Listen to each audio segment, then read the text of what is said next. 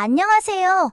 복지정보, 생활정보, 건강정보부터 돈이 되는 일상생활들의 팁까지 정확한 정보로 꼼꼼하게 체크해서 빠짐없이 살펴봐드리는 복지도우미입니다. 오늘 영상도 대한민국 모든 여러분에게 도움되는 영상이길 바라면서 구독, 좋아요 꼭 부탁드려요. 구독, 좋아요 설정하시면 빠른 정보 알림되고 행복한 일만 가득하실 거예요. 도로교통법은 우리나라에서 도로 사용자의 교통안전을 보호하고 규율하기 위해 제정된 법률입니다. 이 법은 도로에 관련된 다양한 사항들을 다루며 교통규칙을 어긴 경우에는 어떤 형벌이 부과될 수 있는지를 명시하고 있습니다.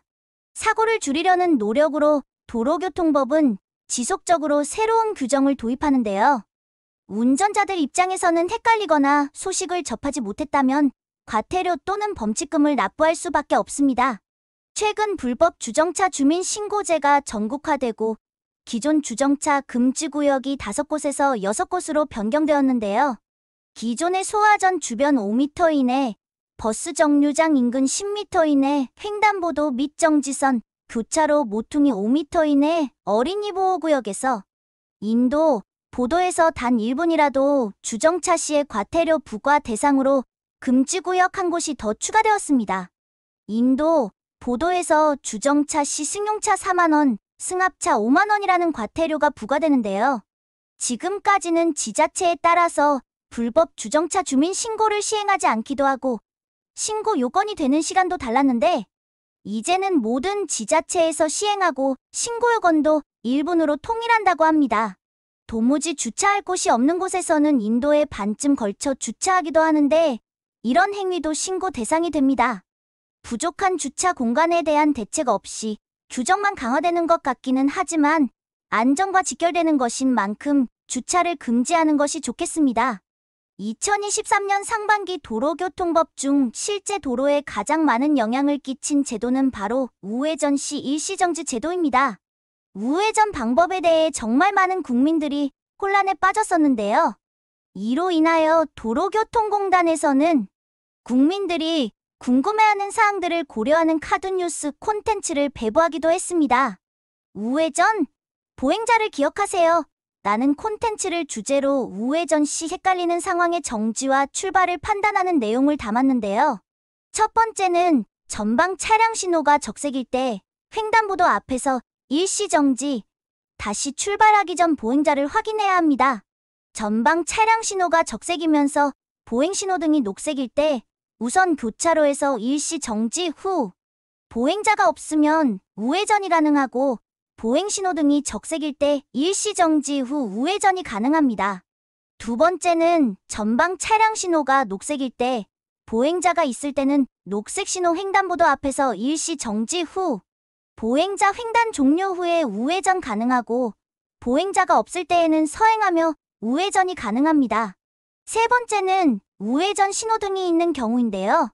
우회전 신호등이 적색이면 정지선에 맞춰 정지하고 우회전 신호등이 녹색이면 서행하며 우회전합니다.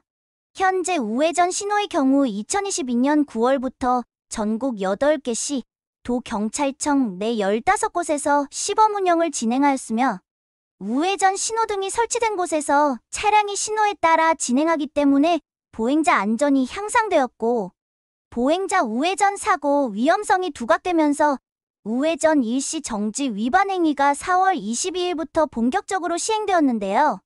이제는 우회전 신호등이 점차 전국적으로 확대될 예정이며 하반기에도 대폭 추가 설치할 예정입니다.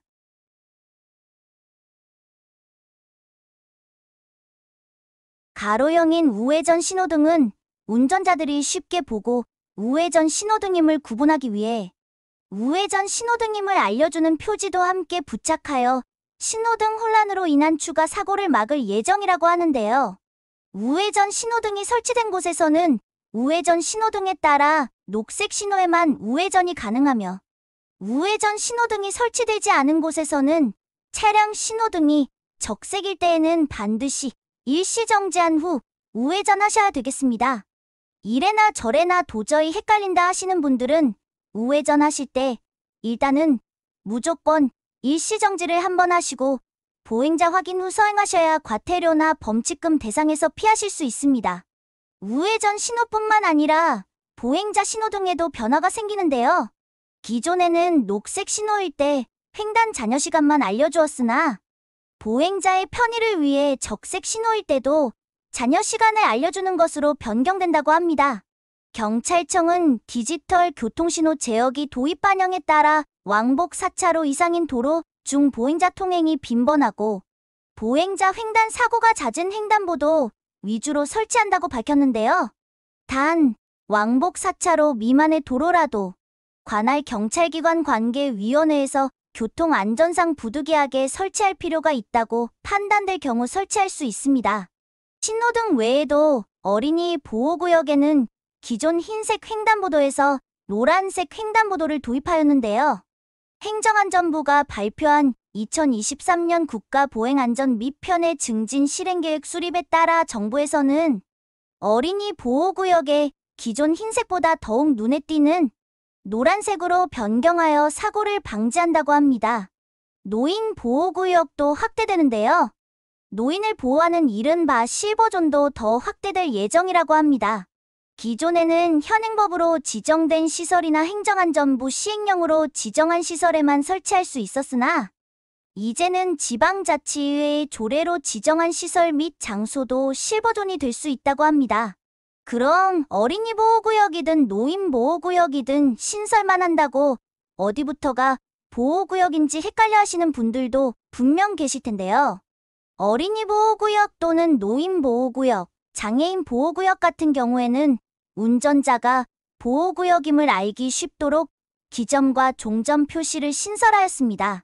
그동안에는 정문 앞을 기준으로 또는 교차로 전까지 등 하염없이 보호구역으로 지정되는 경우가 많았는데요. 앞으로는 보호구역에서 발생하는 교통사고를 예방하기 위해서 어디에서 어디까지가 보호구역이다 라고 도로에 표시합니다.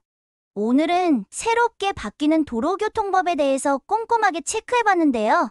도로교통법은 보행자와 운전자의 생명을 지키기 위해 갑작스러운 사고를 예방하기 위해 계속 바뀌고 있습니다. 주변에 모르시는 분들이 계시다면 많은 공유 부탁드리고요. 오늘도 좋은 정보가 되셨다면 힘이 되는 구독과 좋아요 부탁드립니다. 행복한 하루 되세요.